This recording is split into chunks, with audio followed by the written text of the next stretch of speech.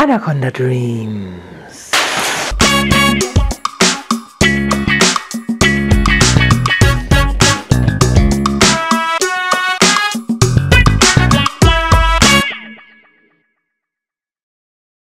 Hallo, ich bin SCM Sammes. Ihr schaut Anaconda Dreams, den Snake Vlog für Dummies. Heute möchte ich euch zeigen, wie ich mein liebes Mädchen zum ersten Mal gefüttert habe. Ich hatte mir große Sorgen gemacht, weil sie ja am Anfang immer nur geschlafen hat. Völlig zu Unrecht. Das hier ist wirklich der verfressenste Python, den die Welt bisher so gesehen hat. Die verfressenste Schlange seit Erfindung des Schuppenkriechtiers. Das kann ich euch definitiv versprechen. Mein Mädchen. Für die schwach Beseiteten von euch, ich werde euch die Fütterung zeigen und ich werde mich für Lebendfütterung aussprechen. Das will ich gleich mal von vornherein sagen. Und zwar nicht nur für die Schlange, ich finde es auch für die Schlange artgerechter, aber auch im Sinne der Mäuse. Ich füttere gar nicht mehr klassisch. Ich lasse Kaya selber jagen. Hübsche Kette. Aus dem einfachen Grund, dass ich die Mäuse dann nicht mehr aus dem Käfig ziehen muss. Damit ist dieser Panikmoment vorbei, weil entweder Kaya schnappt sich die oder sie laufen sogar regelrecht Kaya vors Maul.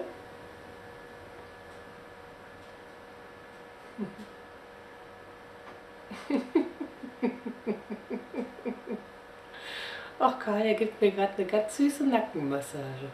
Ich werde euch ein andermal zeigen, wie Kaya selber jagt. Diesmal noch die ersten Fütterungen, die ganz klassisch abliefen. Und wie gesagt, ich bin pro Lebendfutter. Aber vergesst nicht, die Mäuse sind auch Tiere. Ich werde immer beim Mäusekauf gelobt, dass ich so einen schönen Käfig habe, mit Futter drin und Wasser. Also behandelt sie, solange sie noch leben, bitte, bitte nicht wie Ware. Auch das sind Tiere, süße Tiere, finde ich.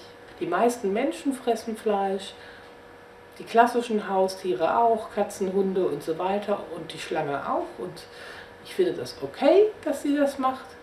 Aber die Maus ist ein Tier, ein süßes, das gerne weitergelebt hätte und bis zu ihrem Tod verdient sie auch, finde ich, vernünftig behandelt zu werden. Na, Kaya? Mir ist es wahrscheinlich egal, Hauptsache sie landet in deinem Maul, ne? Damals, als ich die Schlange gekauft habe, habe ich gleich eine Maus in passender Größe mitgebracht, weil ich mir so sonst nicht so sicher gewesen wäre, welches die richtige Größe ist. Und wie ihr sie seht, war sie quicklebendig.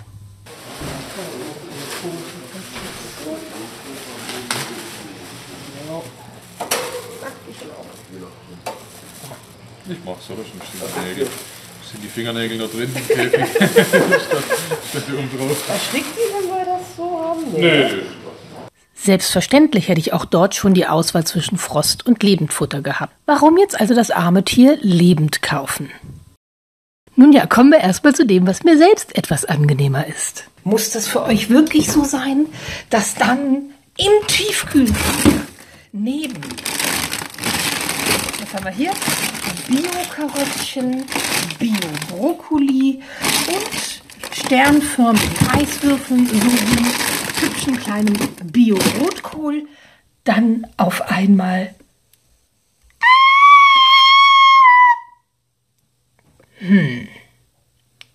Für mich muss das nicht unbedingt sein.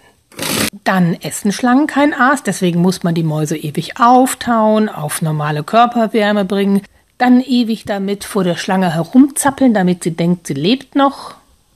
Andererseits, natürlich sind Mäuse süß. Giga zutraulich, der hat überhaupt keine Angst. Ich schieß mich weg. Und neben ihrer Süßheit haben die einen oder anderen Mäuse tatsächlich noch Sachen drauf, die ich erstmal nicht so erwartet hatte. Die haben die Mausehütte umgedreht. Die haben sich einen Flur gebaut. Das ist nicht zu fassen. Die haben das Gebäude umgedreht, schön vergraben. Und dann hatte ich diese Klopapierrolle auch zum Spielen reingelegt. Und da haben die sich einen Eingang mitgebaut. Ich lache mich tot. Das haben die heute Nacht gemacht. Die sind erst seit einer Nacht da. Jetzt wackelt das Haus. Es wackelt immer, weil die doch recht groß sind. Und zu dritt da reingehen. Andererseits, so süß sie wirklich zugegeben sind, sie machen sie dann ein bisschen kaputt dadurch, dass sie ganz schön stinken. Warum jetzt behaupten, dass das besser ist für die Mäuse, lebend verfüttert zu werden? Tatsächlich stütze ich mich da sogar auf eine Seite vom Tierschutz, und zwar für Mäuse. Und auch die sprechen sich für Lebendfutter aus einem ganz einfachen Grund. Soweit ich gelesen habe, werden diese Frostmäuse schrecklich gehalten, sehen nie das Tageslicht in Massen in irgendwelchen Kistchen hochgezogen. Und dann, ich weiß nicht, ob es 100%ig stimmt, aber ich habe es mehrfach gelesen und gehört, bei lebendigem Leib eingefroren. Also einfach ein Leben in Qual. So ist das eigentlich wie bei uns in der Massentierhaltung. Ne? Wenn du keine Biohühner und ähnliches kaufst, dann hast du Tiere, die haben ihr Leben lang nicht mal stehen können, geschweige denn gehen oder sowas. Darum Lebendfutter. Ich kaufe die in einem Geschäft, wo ich sehe, wie die gehalten werden. Die sind da in großen Gehegen. Ich habe ja dann auch einen Käfig mit Spielzeug und Wasser und Futter und Nagemöglichkeiten etc.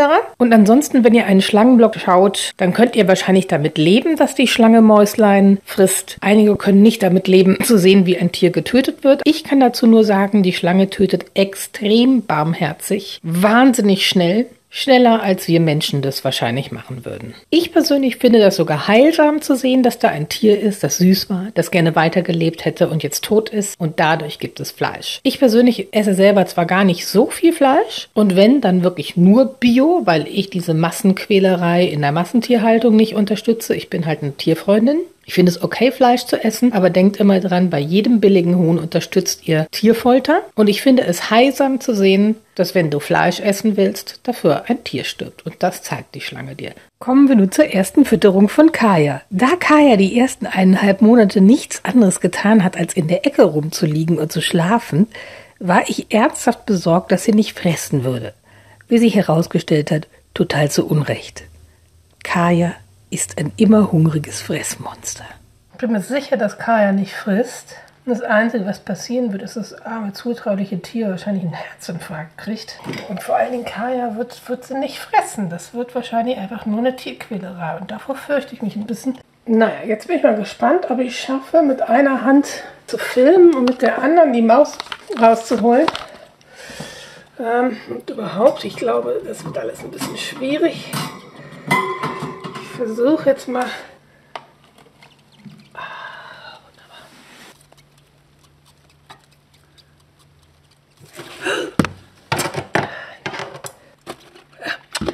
Jetzt fällt mir die Scheißmaus. Kaya ist aber nicht uninteressiert, glaube ich. Kaya erschreckt sich vor der Maus. Ah, wunderbar! Sie frisst. Sie frisst.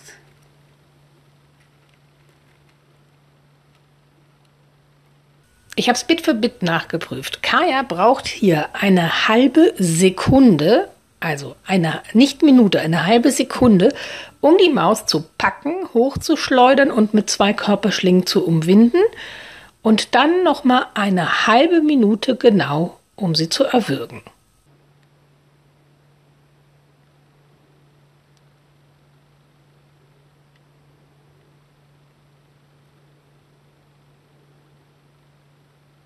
Schade, jetzt habe ich keine Maus mehr. Aber das ist natürlich jetzt echt faszinierend. Die Maus zu töten hat sie von Anfang an sehr professionell und schnell erledigt. Das ist auch so geblieben.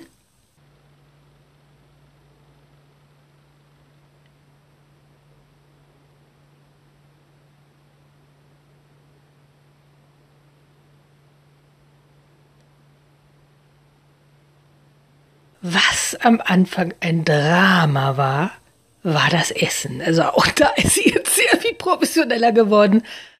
Am Anfang, ganz ehrlich,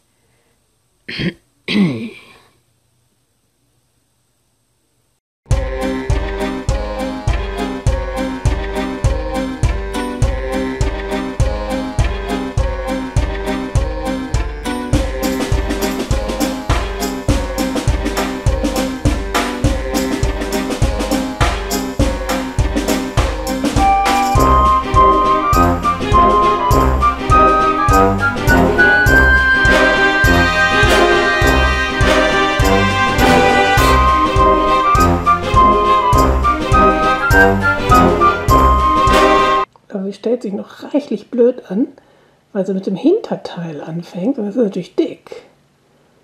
Das ist Schwanz im Weg. Bin mal gespannt, ob sie es schafft.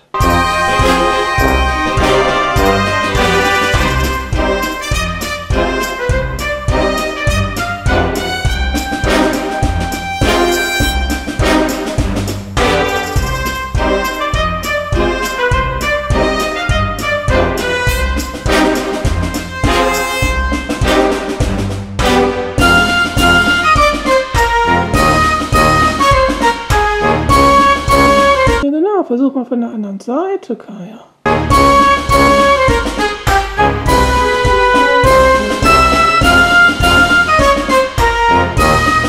Oh, die kriegt die Maus nicht rein.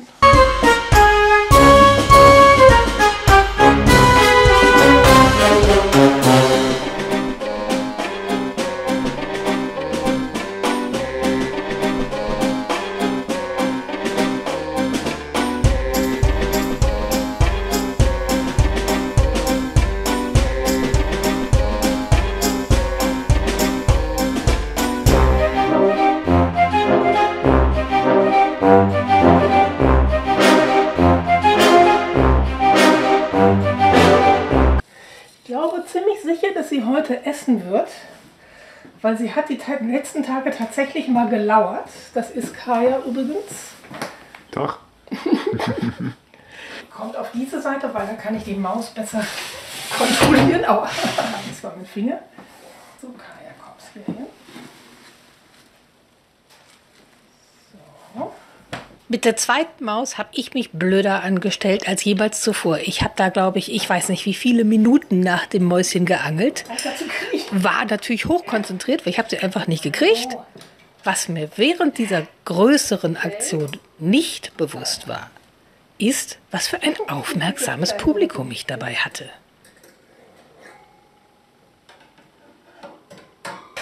Scheiße. Einfach draufhalten.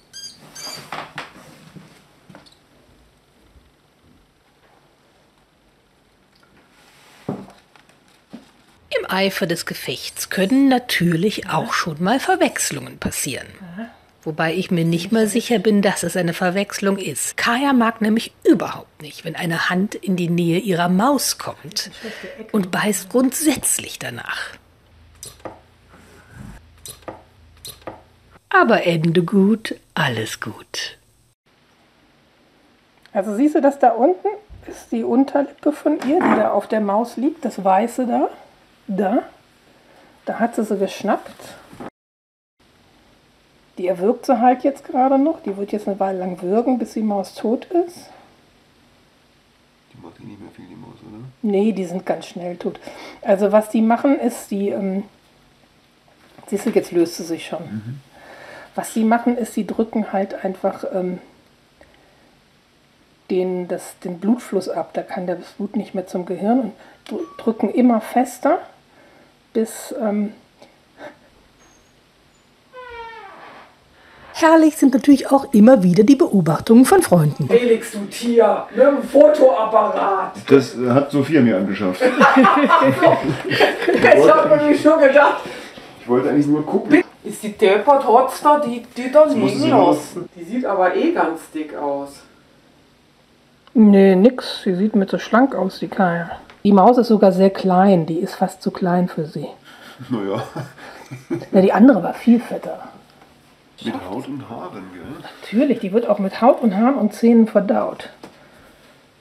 Schlangen haben einen unglaublich aggressiven Verdauungs... Ja, und sie kann ja nicht anders, als sie komplett verschlingen, dann so ohne Hände. Genau. Sieht nicht anstrengend aus. Die muss danach 2 Tage pennen.